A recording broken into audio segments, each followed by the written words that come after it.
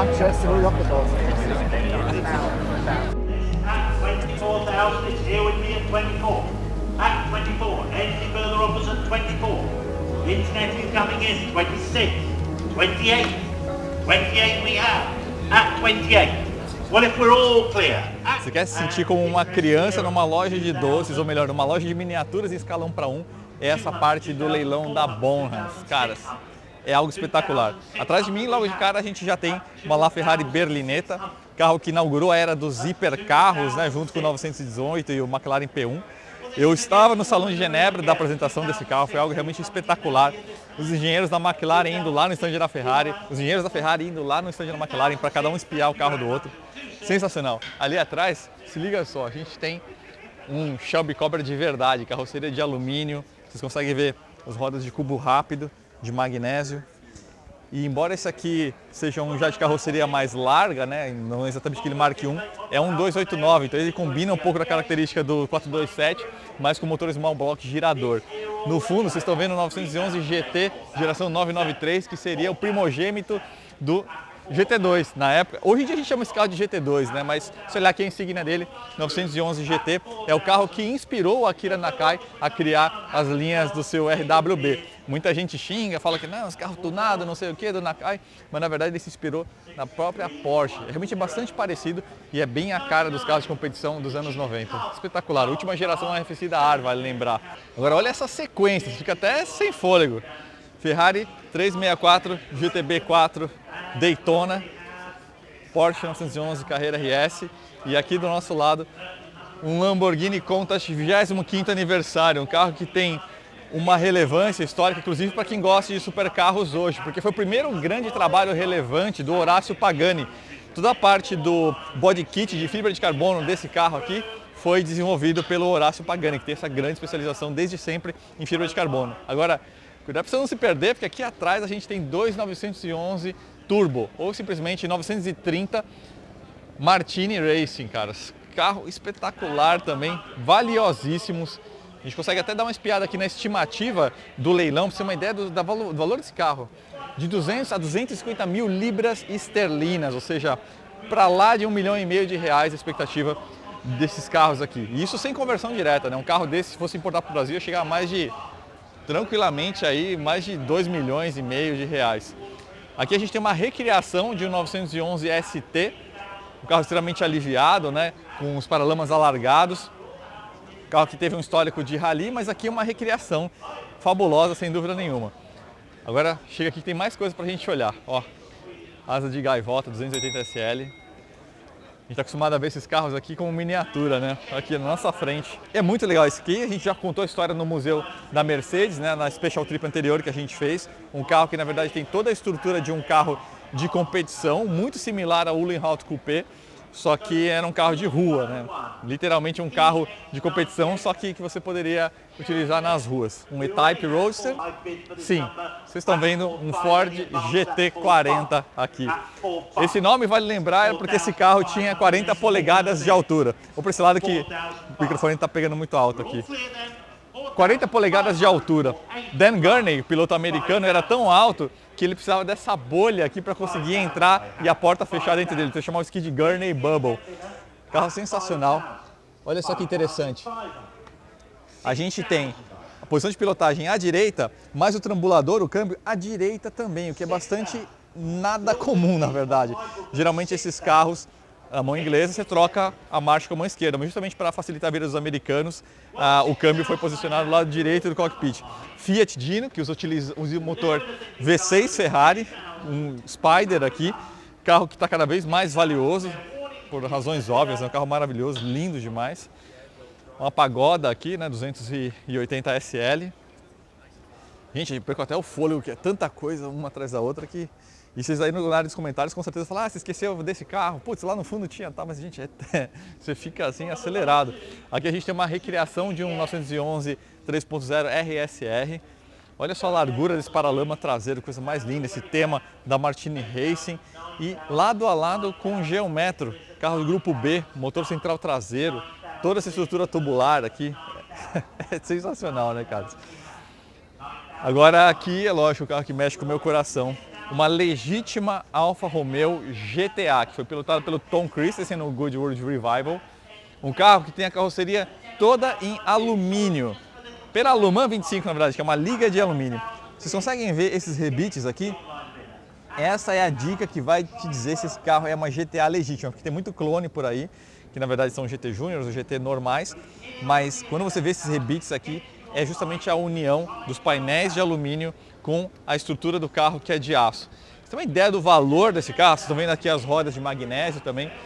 A expectativa de leilão desse carro beira as 300 mil libras esterlinas. Não é qualquer Alfa Romeo que tem essa cara que vale tudo isso. Só realmente uma GTA de procedência, muito bem cuidado, com todo o powertrain restaurado pela Alfaholics, que vai encontrar uma soma absurda dessa. Agora conta aí nas aulas dos comentários qual que seria a sua escolha entre todos esses carros que eu mostrei e aqueles que vocês viram no fundo e que eu acabei esquecendo de comentar. 28 we have. At 28. Well, if we're all clear, at 28.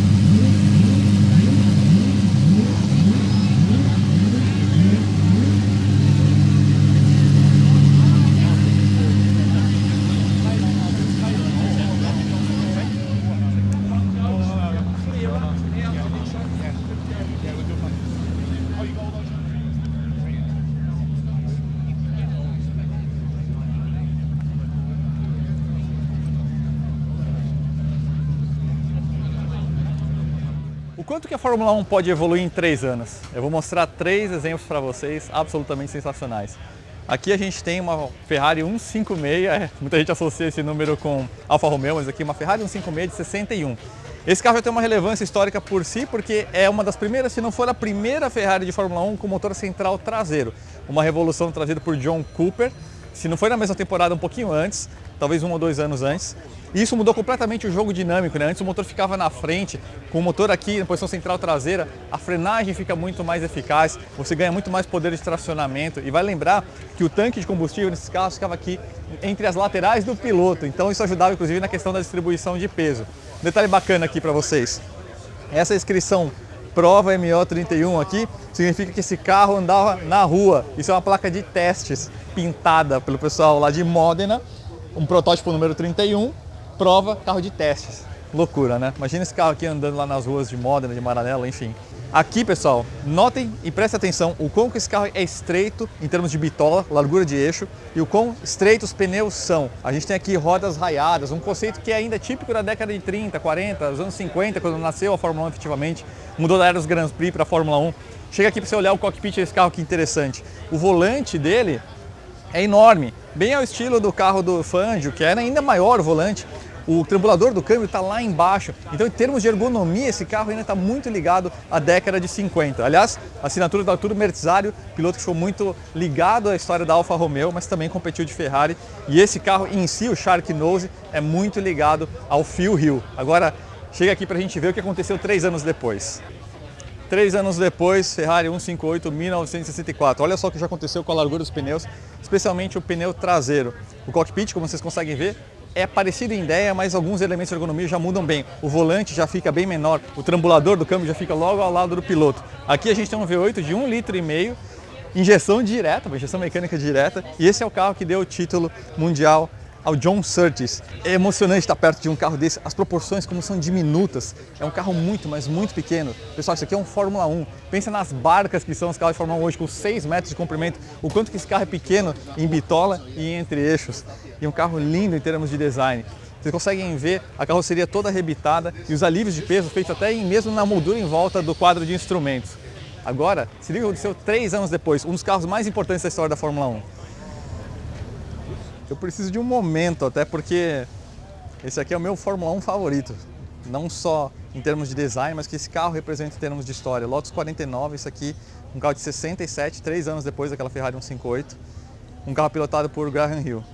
É um carro extremamente relevante em termos de história do automobilismo, porque é o carro que inaugura o motor Cosworth DFV, o motor mais vencedor e mais longevo da história da Fórmula 1. Em termos de ergonomia, esse carro levou ao extremo a questão de projeto. Colin Chapman, né? Então olha só como a posição de pilotagem é deitada, o quanto que o trambulador está imediatamente ao lado do volante, praticamente ao toque das mãos, o volante diminuiu ainda mais.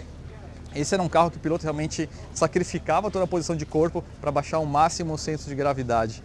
E era um carro, como todo o projeto de Colin Chapman, extremamente aliviado e deixava até às vezes perigoso, né? Veja as frequentes reclamações de Jochen Rindt, por exemplo, a respeito da durabilidade de alguns componentes de suspensão. Em provas como Nürburgring, os pilotos tinham que tomar cuidado com os saltos, porque eram frequentes as quebras de suspensão em carros da Lotus. Ainda assim, mesmo sendo tão perigoso, é um carro que mexe comigo mesmo. E aqui a gente consegue ver, inclusive, o bocal de abastecimento do tanque, gasolina em volta do piloto. Aqui um duto de condução, provavelmente do líquido de arrefecimento, porque o radiador agora está aqui na frente, né, bem exposto. Nossa, e todo carro desse, Fórmula 1 dessa época, você consegue ver absolutamente tudo, né? As bieletas, o sistema de freios, que curiosamente não eram em board, aqui ainda eram mais para fora, no eixo, tanto na dianteira quanto na traseira. Você consegue ver as bieletas mais estabilizadoras, o sistema de escape, o câmbio aqui, ó, um câmbio alemão, sei lá, talvez um ZF, não sei. Olha o tamanho desse cabeçote, aliás, cara, esse duplo comando aqui, vocês conseguem ver. Sistema de injeção mecânica, caras, que carro. Tem um outro detalhe que é muito, mas extremamente relevante no Cosworth DFV. É um motor que tem um papel estrutural. O bloco e o cabeçote acabam agindo como uma espécie de agregado. Você vê que vários componentes de suspensão estão ligados, por exemplo, aqui por cima, mas também por baixo. Então, toda essa parte traseira aqui dispensa um quadro, uma estrutura tubular de montagem dos componentes de suspensão. Uma genialidade de Colin Chapman que aliviou aí em alguns quilos esse carro. Tem um detalhe que eu não mencionei para vocês que é o que deixa esse carro muito relevante para mim, essa época em especial. Em 66, a Fórmula 1 dobrou o deslocamento dos motores. Em 65 os motores eram 1.5, em 66 passaram a ser 3 litros, 3.0. Você consegue imaginar isso acontecendo na Fórmula 1 hoje? O motor dobrar de deslocamento de um campeonato para o outro? Esse, lembrando, é um carro de 67, os pneus cresceram nessa época e esse carro, e esse ano em especial, marca um ano muito importante na história da Fórmula 1, que é o fim da era romântica, porque vocês conseguem ver, o carro não tem patrocínio nenhum. Imediatamente, logo no ano seguinte, por exemplo, esse carro já foi patrocinado pela Gold Leaf, né? Pilotado aí pelo próprio Graham Hill. Então ali a gente teve a entrada dos patrocinadores e aqui não, aqui é o último suspiro da Fórmula 1 realmente romântica, onde os pilotos e os chefes de equipe, os engenheiros trabalhavam realmente pelo amor e se sustentando por pernas próprias, digamos assim. Ver um carro desses de tão perto aqui em Goodwood eu fico arrepiado. E tem um detalhe, esse carro vai acelerar na subida de montanha.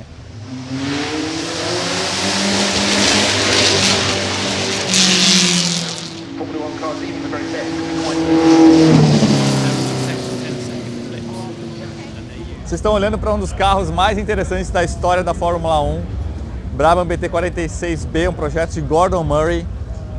E qual que é a parte mais interessante desse carro? Eu já vou mostrar daqui a pouquinho para vocês, que está ali atrás. Mas por que esse carro tem esse ventilador que vocês estão vendo na tela instalado na porção traseira do carro? É um desafio trazido pelo powertrain desse carro aqui. O que acontece? Esse Brabham utiliza um motor Alfa Romeo, 12 cilindros contrapostos, extremamente largo. Contra quem que esse carro estava correndo na época? Contra o Lotus 78, que é aquele gerador de efeito solo.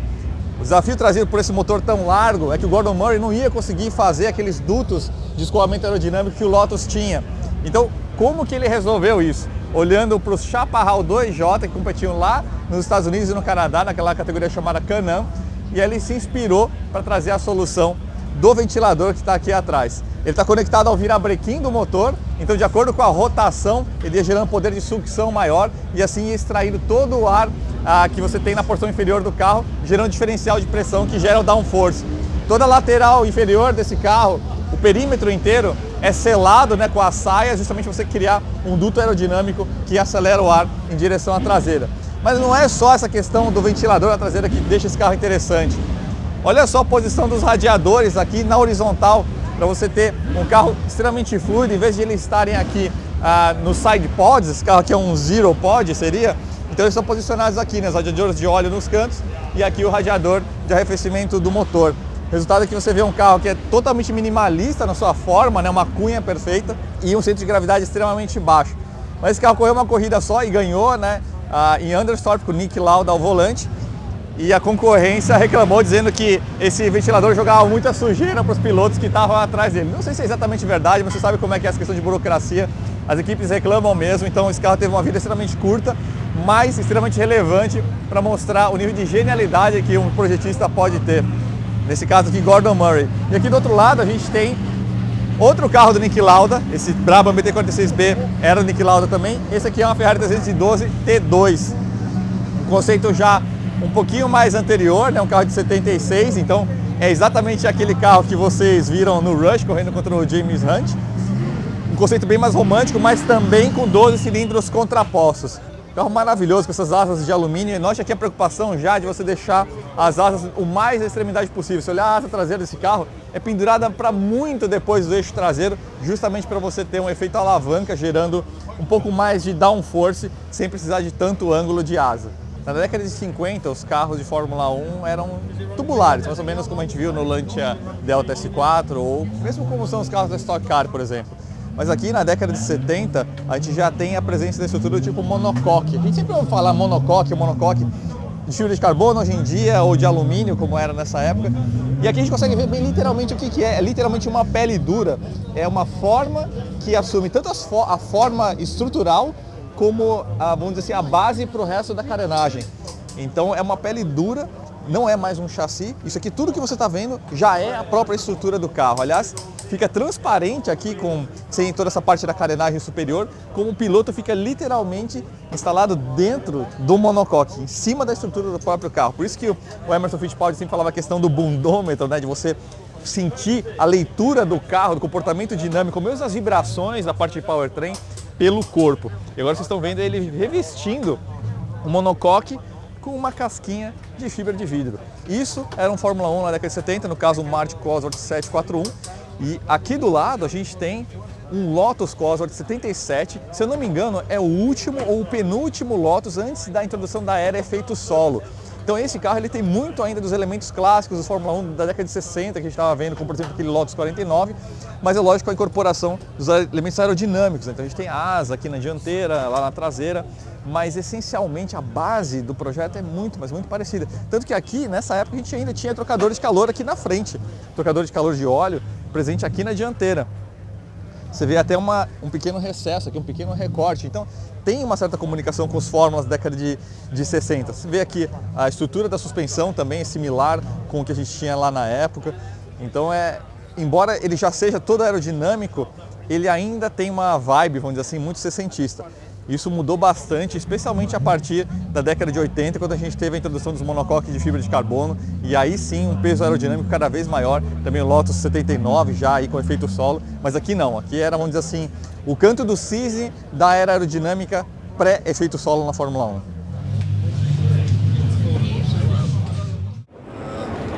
Was Danny Jack Stewart, Jack Brabham, and then when I stopped my car on the grid, my first Grand Prix ever, next to me come Graham Hill, and I say, this is my dream today. I can die tomorrow, I'll be happy to die tomorrow. I'm on the Grand Prix driver. Lá atrás vocês estão vendo a Emerson Fittipaldi dando uma entrevista maravilhosa. E aqui atrás de mim a gente tem o MP4/5. Você já deve ter assistido aquele vídeo do Senna pilotando em Mônaco, aquele ronco ensurdecedor, espetacular, musical. Aqui a gente tem um V10 girando 13.500 RPM, um pouco mais de 700 cavalos. E esse é o carro que deu o título para o Alain Prost no ano, e no ano seguinte deu o título para o Ayrton Senna. And when I think about that time, I see today what McLaren is doing with Oscar Piastri, Lando Norris, back there where it belongs, McLaren. I mean, that's it. You're always so humble.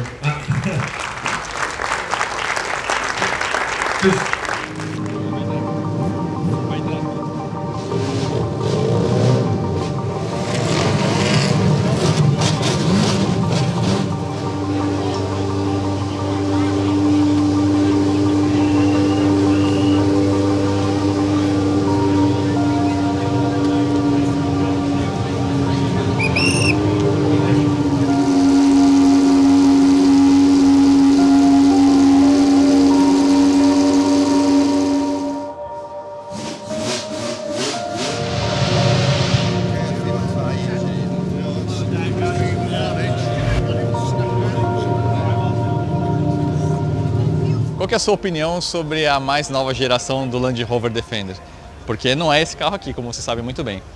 A minha opinião pessoal é que o Defender da geração atual é uma caricatura de um passado decididamente raiz. E esse carro aqui, o Ineos Grenadier, pra gente é o carro que a Land Rover deveria ter feito como o verdadeiro herdeiro, o verdadeiro sucessor do Land Rover Defender. Aqui a gente tem um misto de engenharia alemã e inglês. Aqui é um projeto que originalmente ia ser fabricado, inclusive na Inglaterra, mas agora está sendo fabricado em Hambach. Toda a engenharia é feita pela Magna Star, que é uma fabricante que atende diversos fabricantes e marcas de automóveis. Aqui embaixo do capô a gente tem um B58 de 286 cavalos ou um B57 diesel, para você que gosta de uma pegada um pouquinho mais raiz. Se olhar aqui embaixo, eixo rígido na dianteira, ângulo de entrada superior a 35 graus, ângulo de transposição superior a 28 e na traseira superior a 36 graus. Eixo rígido com blocante na frente e atrás, um carro realmente que honra em todos os sentidos, no sentido funcional e no sentido de design, o verdadeiro legado do Land Rover Defender, né? Dona Land Rover, aprenda alguma coisinha aqui com esse pessoal. Vocês conseguem ver que a pegada raiz segue aqui dentro. Tudo bem, a gente tem algumas comodidades da modernidade, mas olha só a inspiração militar em todo o painel, em todos os comandos. Aliás, olha que interessante aqui, ó.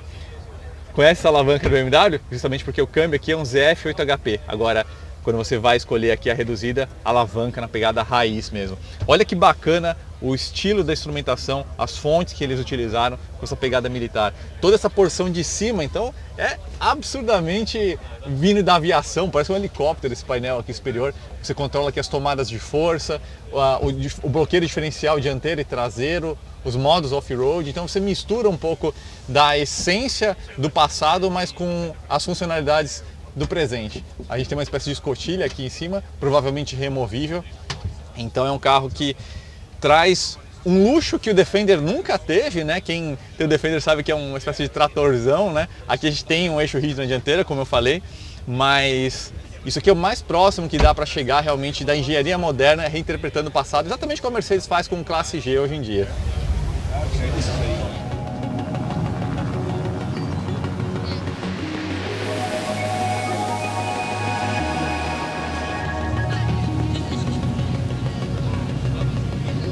A turma toda já está toda espalhada por aí. Tinha expectativa de juntar a galera pra gente comer junto, mas cara, Goodwood é muito grande, então eu e o Felipe atrás da câmera vamos comer um cheeseburger, X-Bacon na verdade, né? Era da expectativa de encontrar um fish and chips aqui. Encontramos frango com chips, encontramos salsicha com chips, mas acho que não fazem mais britânicos como antigamente não. Ah, muito.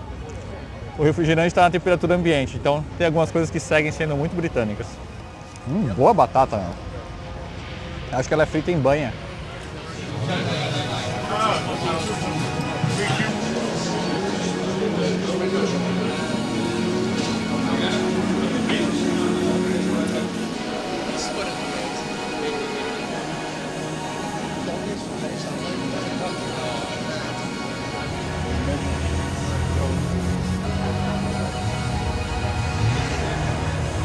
Quantas vezes será que a Singer consegue se reimaginar, como diz o próprio jargão deles?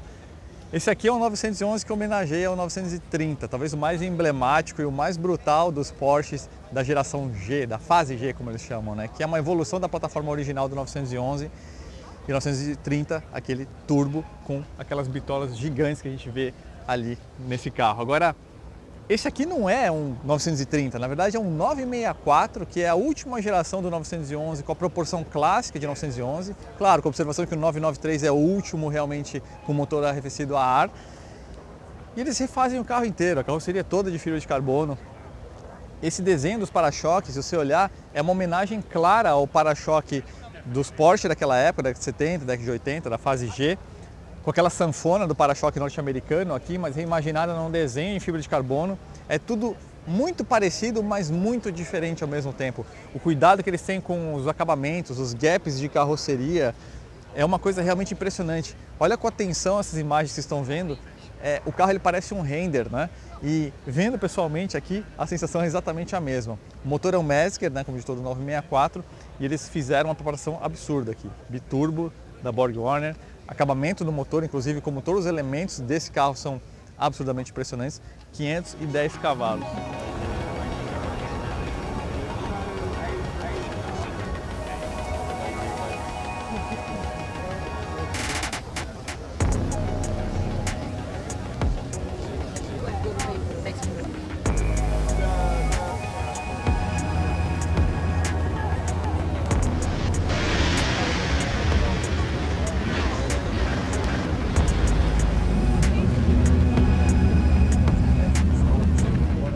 Bugatti Type 57 Atlantique.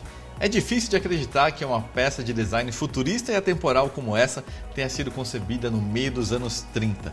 Apenas 4 exemplares construídos, um dos carros mais valiosos do mundo, avaliado em somas que cada vez mais se aproximam a 100 milhões de dólares.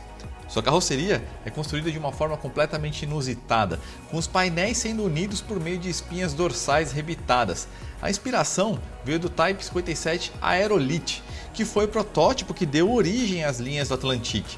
Ele tinha uma carroceria feita de uma liga de magnésio que não poderia ser soldada por suas propriedades voláteis. Agora, o Atlantique na verdade tinha carroceria de alumínio e não precisaria desse recurso, que acabou ficando mais por uma questão de estilo. Essa unidade que a gente está vendo tem uma história insólita. Esse carro originalmente foi fabricado em 1936, seu número de chassi era 57473 e ele foi quase totalmente destruído em um acidente fatal com um trem em 1955. O entusiasta chamado Paul André Berson adquiriu o veículo pouco tempo depois do acidente e, ao mesmo tempo em que guardou todos os destroços, construiu uma réplica daquele mesmo carro ao longo de 10 anos.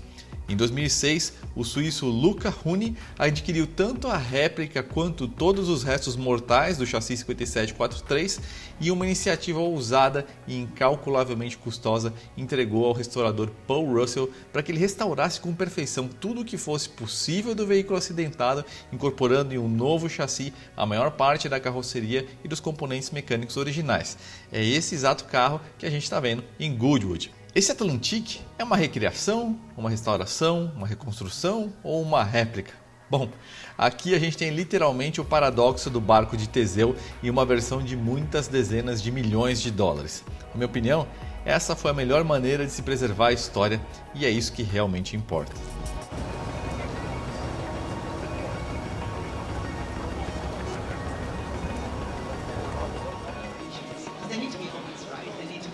Lotus 72.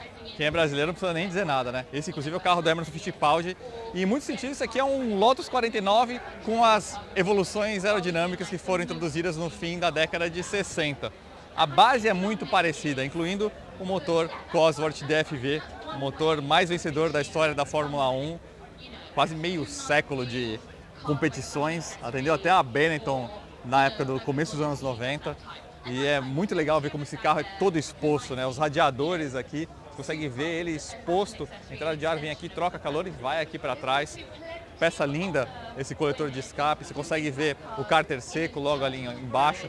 É um bloco extremamente compacto e você vê todo, literalmente o fluxo do ar, né? Entrando aqui por essa caixa de ar, indo aqui para o sistema de admissão, injeção mecânica e aí queimando lá para trás. Outro detalhe interessante, vocês conseguem ver os freios inboard e isso vale tanto para a traseira quanto para a dianteira. É uma forma de você reduzir a massa não suspensa, né? Todo o conjunto da roda e pneu fica mais leve, dinamicamente é mais interessante, mas vale lembrar que esse freio inboard foi uma das causas do acidente fatal do Jochen Rindt, se não me engano, nos treinos do GP de Monza de 69, né? Foi o primeiro e único campeão póstumo da história da Fórmula 1. E você tem uma espécie de semi-árvore conectando a roda e o disco de freio. Foi exatamente essa semi-árvore que se rompeu, ela submetida a muito estresse na frenagem e causou o acidente fatal ao Jochen Rindt. Outra coisa que é importante lembrar para vocês, onde fica o tanque de combustível nesse tipo de carro, em volta do piloto. Isso aqui literalmente era uma bomba só esperando ser acendida para causar um acidente com incêndio. Bateria, o Lotus 72, perfeito. Caraca, já, mano? Perfeito, já, na primeira bateria. Caraca. Junto com o carro a jato, perfeito. Um Fórmula jato? Podia ser um Fórmula Indy, cara. Caraca, que legal. Genial. Vermelho o carro era? Vermelho, as Ferraris na época que ainda era com a Alfa Romeo, subiu a primeira bateria, estava sensacional, cara. Sim. Mas o som do Lotus foi impressionante, cara. Todo mundo ficou arrepiado. O V8 Cosworth é foda, cara. Se ouve ao vivo é outra coisa, né? Na entonação, parece tu não consegue ver o grave através de uma TV, através de um vídeo, cara. É só e a lança de rally também. É. Puxando as lanças de Stratos, cara. A gente ouviu esse carro. Dá pra ouvir a turbina. O cara trocando. A gente ouviu a largada dela aqui, cara. Não, genial. Não, é de arrepiar mesmo, né, cara? Genial. Eu quero ter a oportunidade de ver todos, cara. Só que não dá, é muita coisa, cara. É muita coisa de você ver. Gosta de Subaru? 2 pratões cheios pra você aqui. Esse carro aqui é o famoso Project Midnight, pilotado pelo Scott Speed. E aqui do lado a gente tem o Huckster, a Subaru Wagon de 83 do Travis Pastrana. Esse carro aqui é um projeto mais voltado para velocidade no asfalto, extremamente sério, apenas 1.120 quilos, motor boxer 2 litros, 670 cavalos, câmbio sequencial SADEV, inclusive também está presente no Huckster. Lá a gente tem um bloco billet, potência maior, 860 cavalos, uma proposta um pouquinho mais rally. O interessante do Huckster é que a gente tem os elementos de aerodinâmica ativa, né? A gente tem os flaps tanto em cima do paralama dianteiro quanto do traseiro, quanto uma asa também de geometria variável de controle eletropneumático. Pode ser acionado tanto de forma automática quanto manualmente pelo piloto. Esse carro aqui, o Project Midnight, uma coisa interessante é justamente essa parte aerodinâmica, né? A carroceria toda em fibra de carbono. Vocês veem como lembra um carro de Time Attack, né? Como ele tem esse escoador aerodinâmico e já feito não só para conduzir ar com o mínimo de arrasto, mas também gerar um pouquinho de downforce no processo. Radiador, vocês conseguem ver quanto que ele está recuado e inclinado. Tem um outro trocador de calor lá atrás e a tomada desse trocador de calor traseiro fica na porta traseira. piloto fica na posição praticamente central, a cabeça dele fica até para trás da coluna B. Então é um carro realmente bastante avançado, por isso que a galera considera esse aqui um Subaru, se não o mais rápido do mundo. E é um projeto realmente sensacional, tanto quanto o Hugster tem essa pegada um pouquinho mais de gincana, né? Ele é mais lúdico, o Hugster. Agora, se você olhar com atenção, os dois projetos são extremos. Olha o nível da qualidade das mangas de eixo, suspensão da Ryger nos dois carros, então material de rally nos dois veículos. São realmente dois projetos que estão no mesmo nível de capricho, mas com duas propostas um pouquinho diferentes.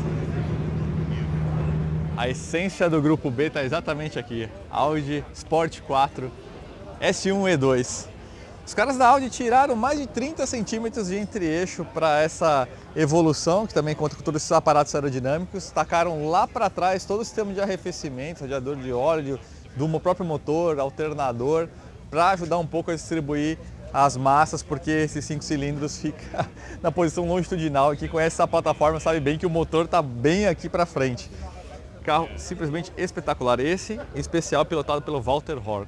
Aqui a gente tem a primeira fase dele, né, que é o Audi 4, ainda com entre-eixos um pouquinho mais longo, e é impressionante o quanto que esse carro mudou dessa fase para essa daqui. Realmente é um verdadeiro ícone do grupo B. Agora, se liga só no que a gente tem ali, um verdadeiro ícone da história do automobilismo mundial, um Auto Union tipo C, um V16 Supercharger, mais de 500 cavalos, 340 km por hora de máxima. Você consegue imaginar isso, caras?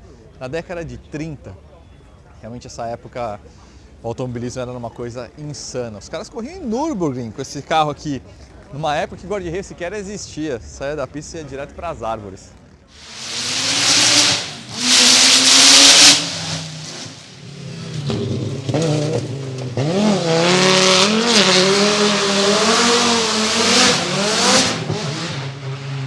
Qualquer semelhança com o Lancia Delta é mera coincidência, porque o Lancia Delta S4 é basicamente uma estrutura tubular vestido com uma casquinha de carbono e Kevlar com a forma de um Lancia Delta. Motor central traseiro, você está vendo essa corcova aqui? É um duto para refrigerar os intercoolers que estão aqui na posição horizontal. O ar sai quente aqui embaixo por meio desses vazamentos todos. O carro é praticamente todo aberto. Aqui no teto, vocês estão vendo aí na tela, a gente tem um recesso, tem um radiador de óleo que você consegue ver aqui.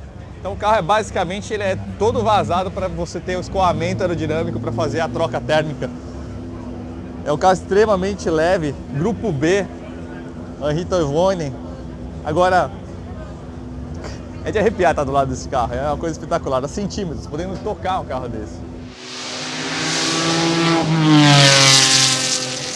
Ali do lado, vocês estão vendo nada menos do que uma Ferrari 250 GTO, e não qualquer 250 GTO, a GTO do Nick Mason, baterista do Pink Floyd. Novamente, a centímetros do público, tá cheio hoje, sexta-feira, imagina como vai estar amanhã, no sábado ou no domingo, mas essa experiência tátil, de você poder estar tão próximo de carros de dezenas de milhões de dólares, de euros, de libras esterlinas, é algo espetacular. Você consegue reconhecer que é o carro do Nick Mason pela numeração, né? Desse desenho bem característico. E é um carro, uma pegada meio Survivor, lógico que foi repintado ao longo do tempo, mas se olhar os bancos, por exemplo, tem o revestimento todo original, carroceria toda de alumínio. Caras, que linhas espetaculares. Caras, e aqui do lado a gente tem uma 512 BB para Berlinetta Boxer LM, carro que competiu em Le Mans. Quase você não consegue reconhecer as linhas de uma Berlinetta Boxer, porque todos esses prolongadores aerodinâmicos que são muito típicos da década de 70, né? Esses dutos NACA aqui, por exemplo, na porção inferior, provavelmente tem algum trocador de calor escondido aqui atrás. Você tem que meio que desnudar essas camadas em volta do carro para encontrar uma 512 BB por baixo de todas essas linhas. Asa grande, enfim, bem a cara realmente da década de 70. E aqui, 12 cilindros horizontais contrapostos. Olha a dianteira desse carro, é muito a cara da década de 70. O radiador fica escondido aqui, né? Então você tem o trocador de calor aqui, o ar quente escoa por aqui, exatamente como no GT40, dentre outros tantos esportes protótipos. Aqui a gente tem um Maserati MC12 GT1, basicamente uma Ferrari Enzo em especificação de competição. Então é mais do que justo ela estar aqui, porque logo ao lado a gente tem um dos deuses do Olimpo do automobilismo, F40 LM, especificação de competição. um carro que foi evoluído aerodinamicamente e todo retrabalhado pela Michelotto. É novamente de arrepiar você poder estar tão perto de carros de relevância histórica, de valores tão estratosféricos. Só realmente aqui em Goodwood que você vai poder ter uma experiência tátil como essa. Todo mundo que a gente trocou ideia, que está nesse grupo, ficou arrepiado justamente com essa sequência, dentre outras que a gente vai mostrar para vocês logo mais, mas é realmente algo espetacular.